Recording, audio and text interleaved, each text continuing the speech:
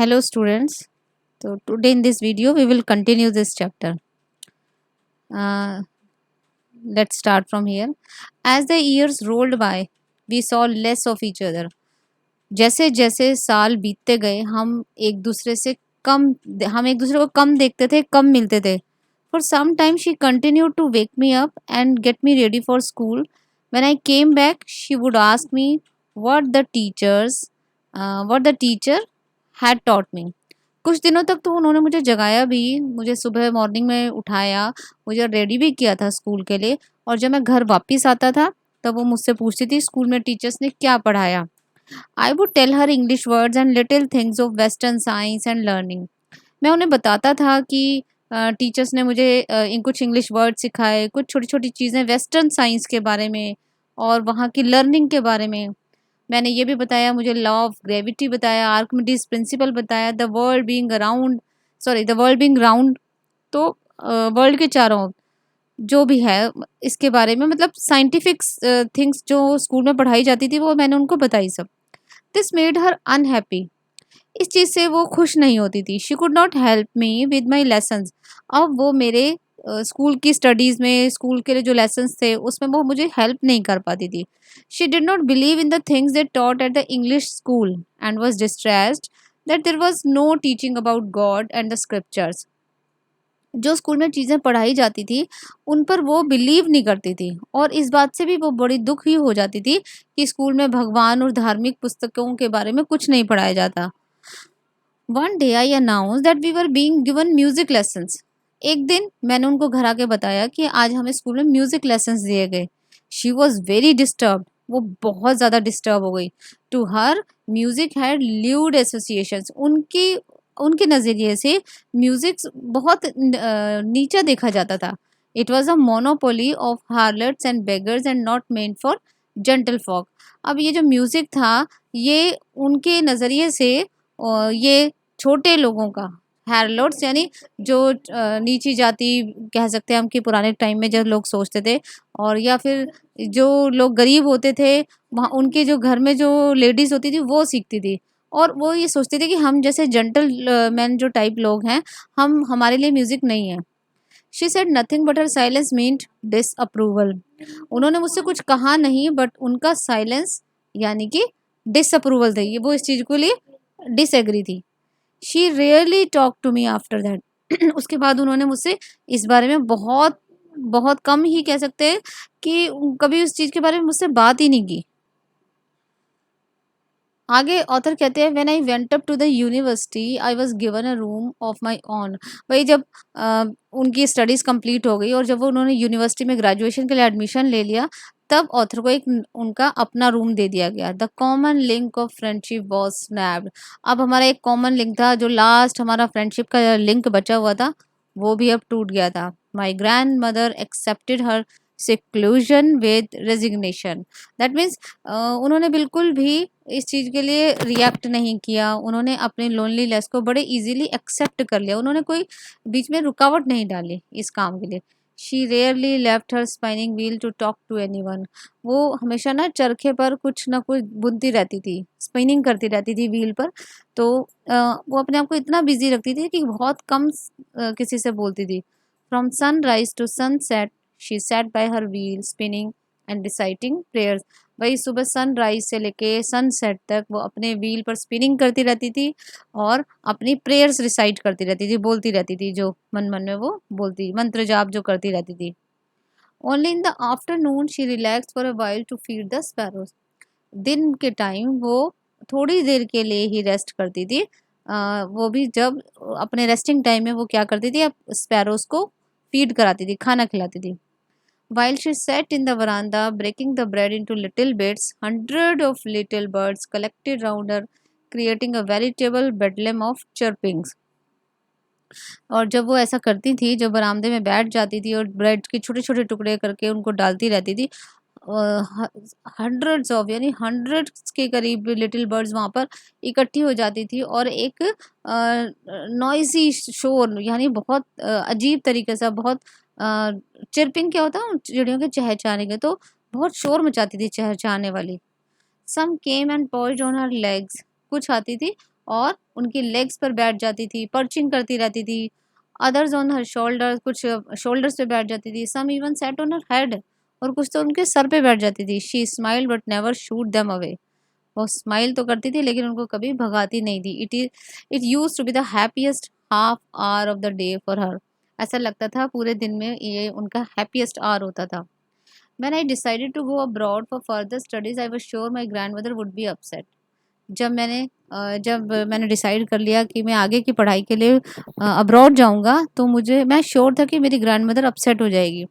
I would be away for 5 years, मुझे 5 साल के लिए जाना था। And no at her age one could never tell. भाई अब उनकी एज इतनी हो गई थी तो कोई भी श्योर नहीं था। किस चीज़ की श्योरिटी, श्योर नहीं था कि जब ऑथर वापस आएगा तो वो उनको जिंदा भी मिलेगी या नहीं। But my grandmother could, लेकिन मेरी ग्रैंड मदर कर सकती थी भाई। She was not even sentimental. She came to leave me at the railway station but did not talk or show any emotion.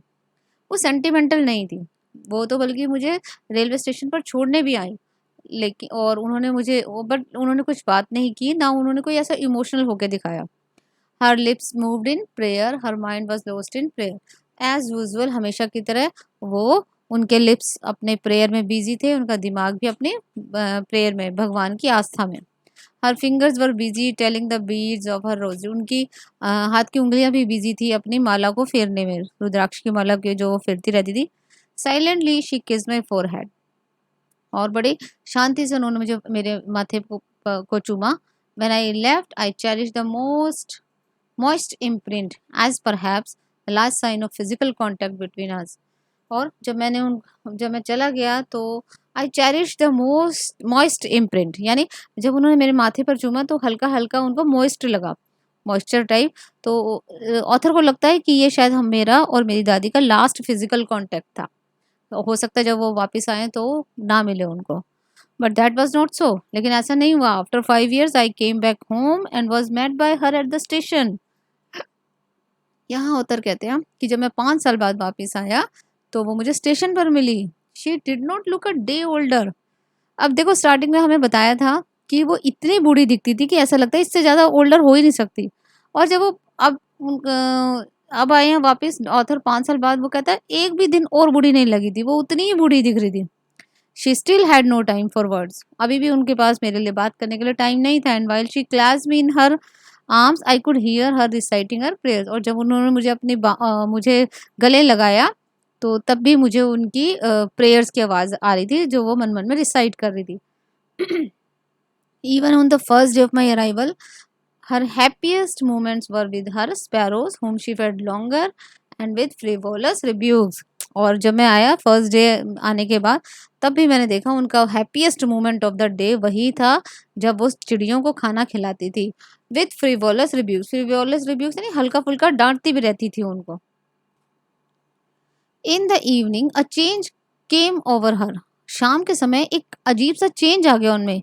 She did not pray. उस दिन उन्होंने pray नहीं किया। She collected the women of the neighbourhood, got an old drum and started to sing. उन्होंने पड़ोस की सारी औरतों को इकट्ठा किया, एक ओल्ड ड्रम का अरेंजमेंट किया। ड्रम यानी वो जो बहुत ढोल ढोल होता है, और गाना गाने लगी। Several hours she thumbed the sagging skins of the dilapidated drum and sang of the home coming of warriors। कुछ घंटों के लिए वो जो ढोल की जो स्किन, वो पुराना सा ढोल था, उसकी जो स्किन थी बड़ी लूज हो चुकी थी। तो ये वही है कि सैगिंग स्किन यानी ढीली सी जो उसकी परत थी उस ड्रम की, उस ढोल की, वो उसको बजाती रही। और जैसे सेना के लोग जो वापस आते थे तो उनकी ब्रेवरी में, उनकी शान में गाना गाते थे, वो सेम कर रही थी। We had to persuade her to stop to avoid over straining. हमने उनको रोका कि ज़्यादा एक्सर्शन करने से रोका कि भाई थक जाओगे। That was the first time since I had known her that she did not pray. और ऐसा मैंने अपनी लाइफ टाइम में पहली बार देखा था कि जब उन्होंने प्रेयर नहीं की। The next morning she was taken ill. अब अगली सुबह वो बीमार पड़ गई। It was a mild fever and the doctor told us that it would go. हल्का सा बुखार था लेकिन डॉक्टर ने हमें कहा ये चला जाएगा। But my grand mother thought differently. लेकिन मेरी ग्रैंड मदर कुछ अलग सोच रही थी। She told us that her and was near. उन्होंने हमें बताया कि अब उनका अंतिम समय आ गया है। She said that since only a few hours before the close of the last chapter of her life she had omitted to pray. She was not going to waste any more time talking to us. अब भाई वो ये कह रही थी कि अब उनकी ज़िंदगी का आखिरी चैप्टर चल रहा है और ये ख़त्म होने से पहले वो अपना टाइम सबसे बात करने के लिए सबसे बात करके वेस्ट नहीं करना चाहती थी। हाँ, और उन्होंने प्रेयर भी नहीं किया और वो एक भी मिनट वेस्ट नहीं करना चाहती थी। We protested but she ignored our protest. हमने इस चीज़ का विरोध किया बट उन्होंने इग्नोर कर दिया। She lay peacefully in bed praying and telling her beads. अब वो बेड पे फिर लेट गई और प्रेयर करती रही, अपनी माला को फेरती रही। Even before we could suspect her lips stopped moving and the rosary fell from her lifeless fingers. अभी हम इससे पहले कुछ सस्पेक्ट कर पाते और उनके जो लिप्स थे प्रेयर करना एकदम से रुक गए।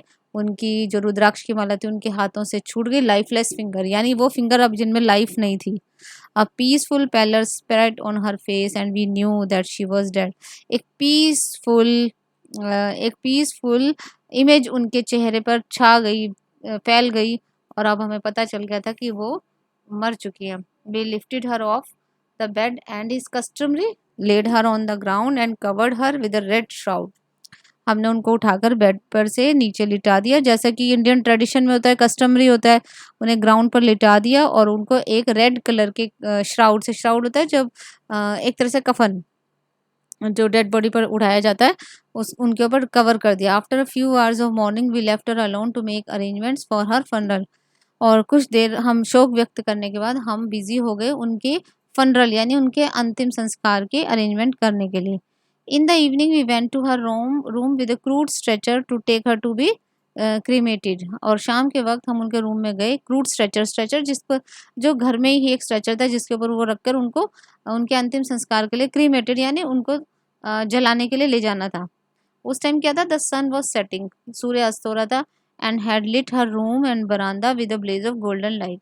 और सूरज की जो हल्की फुल्की रोशनी बची हुई थी वो बरामदे में और उनके रूम में गोल्डन, बिल्कुल गोल्डन कलर की ब्लेज कर रही थी। We stopped half way in the courtyard. हम रुक गए अपने घर के बरामदे में, थोड़ी देर के लिए रुक गए। All over the verandah and in her room right up to where she lay dead and stiff wrapped in the red shroud, thousands of sparrows sat scattered on the floor. हजारों की तादाद में बहुत सारी चिड़िया अंदर से लेकर उनके रूम से लेकर जहाँ पर वो थी, हम बीच में रुक गए थे, वहां तक सब चिड़िया बैठी हुई थी, फैली हुई थी। देर वॉज नो चिरपिंग, उनके चहचहाने की आवाज नहीं आ रही थी। We felt sorry for the birds and my mother felt some bread for them. हमें बहुत दुख हुआ बर्ड्स के लिए और मेरी मदर कुछ ब्रेड लेके आई अंदर से उनको खिलाने के लिए। She broke it into little crumbs, छोटे छोटे टुकड़ों में उन्होंने तोड़ा। The way my grandmother used to, जैसे मेरी ग्रैंड मदर तोड़ा करती थी। एंड थ्रू टू देम, और उनकी तरफ फेंका। The sparrows took no notice of the bread, sparrows ने ब्रेड को नोटिस नहीं किया। When we carried my grandmother corpse off they flew away quietly, और जब हम अपनी ग्रैंड मदर्स की डेड बॉडी को वहां से ले गए वो चुपचाप वहां से उड़ गई। Next morning the sweeper swept the bread crumbs into the dustbin, और अगली सुबह हमारा जो स्वीपर आया उसने वो ब्रेड क्रम्स वहीं पड़े हुए थे उनको सफाई कर दी वहां से झाड़ू लगाकर और डस्टबिन में फेंक दिया।